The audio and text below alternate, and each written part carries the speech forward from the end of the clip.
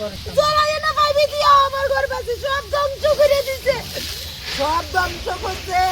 হ্যাঁ, fire service আইছে দেরিতে, তারপরে এ জলদে জ্বালায় না আমার ঘর বাসা যাইতো, সব ঘর বাসা যাইতো।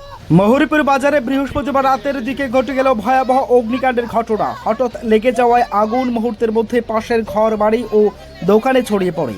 দোকানদার ও স্থানীয় বাসিন্দারা প্রাণপণে আগুন নিয়ন্ত্রণে আনার চেষ্টা করলেও শেষ পর্যন্ত আগুনের গ্রাস থেকে রক্ষা করা সম্ভব হয়নি।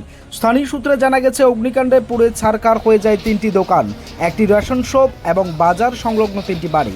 ক্ষয়ক্ষতির পরিমাণ কয়েক লক্ষ টাকার উপরে হতে পারে বলে প্রাথমিকভাবে অনুমান করা হচ্ছে। ঘটনাস্থলে উপস্থিত এলাকাবাসীর অভিযোগ, শান্তির বাজার অগ্নি নির্বাপক দপ্তর খবর দেওয়া হলেও দমকল ঘটনাস্থলে পৌঁছায়নি। আমরা অগ্নিনির্বাপক দপ্তরে আমরা খবর দিয়েছিলাম, তারা আইছে, আয়া তাদের গাড়ির জল নাই, জল না থাকার এই ভয়াবহ অগ্নিকাণ্ড সৃষ্টি হয়েছে। আমার ভাইয়ের বাড়ি, আমার কাকার বাড়ি, একটা এটি সব কি ধ্বংস হয়ে গেছে। সময় মতো পৌঁছালেও অনেক ক্ষয়ক্ষতি এড়ানো যেত বলে দাবি করছেন এবং স্থানীয়রা ক্ষোভ প্রকাশ করছেন।